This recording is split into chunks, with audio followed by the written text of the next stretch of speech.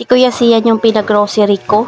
From this kumarites to this. O diba instant resibo na nga lang po iyan. Pero ang mahalaga ay meron nga tayong stock na may bebenta sa ating munting tindahan. Maganda rin talaga mayroon tayong printan sa ating munting tindahan dahil marami nga pong estudyante. Kahit papaano hindi talaga tayo nasisero sa buong isang araw. Unang customer ko nga po kahapon ng Friday ay print. Sarado pa nga po yung tindahan ko, kukuhain na nga daw po yung pinaprint niya. Pero okay lang yun dahil customer ngayon kumarites, masaya tayong mayroon tayong benta. Mag-unbox na naman nga po tayo kumarites dahil paninda na naman nga po ito. Kamis ko nga dyan ay isang linya na lang kaya magre-restock pa rin naman ako kinabukasan. Hindi rin talaga ito pwedeng mawala sa ating munting tindahan. Ito nga po ay AAA battery dahil ubos na nga po yung aking AAA. At nagdagdag na naman nga po ako ng baraha dahil nung nakaraang linggo pa talaga akong naubusan. Sayang din nga ako marites dahil ilang araw nang may naghahanap sa akin yan. Tapos mag-unbox, diretso na nga rin po ako magluto ng ulam namin. Simpleng ulam lang ito kumarites pero para sa atin ay sobrang sarap na nito.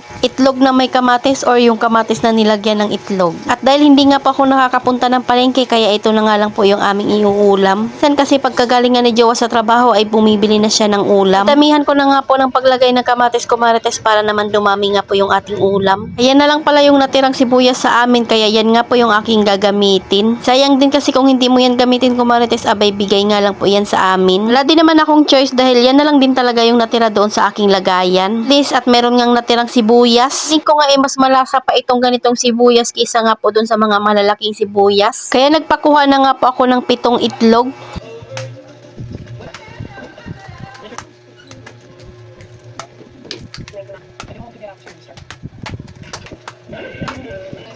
Naglagay na nga rin po ako ng pampalasang patis dyan kumarites, pati na nga rin mong kaunting bitchin. Nagpainit na nga rin po ako ng mantika sa kawali pero used oil nga po iyan at yan nga po ay pinagprituhan ng manok. Di ko na nga rin po tinanggal yung mga ibang natira doon dahil pampalasa din iyon. Lahan ko nga rin po itong kamatis para naman nga po mas malasa. Lagay nga lang po ako ng kaunting ginis sa mix pati na nga rin po ng asin.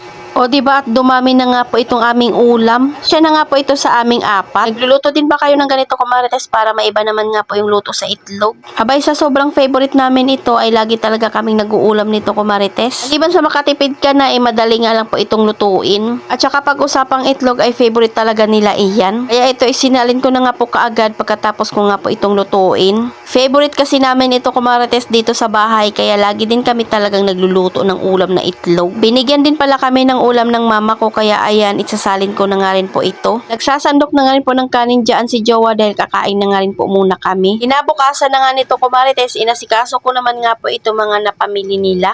Wala na nga po kaming tubig dito malaki abay marami ding naghahanap niyan. At dahil hindi ko nga kayang tanggalin iyan kaya lipat ako sa kabila. Si Kuya Sian po pala ang namili nito at dinaanan lang siya ni Jowa pagkagaling niyang trabaho. Binigyan ko nga lang po siya ng listahan pati na nga rin po ng pera. Igdadalawang mismo na nga po yung pinabili ko dahil medyo mabilis nga po itong maubos sa aming munting tindahan. At kailangan na nga rin po talagang mag-refill doon sa ref ng mga ganito dahil wala na nga pong natira.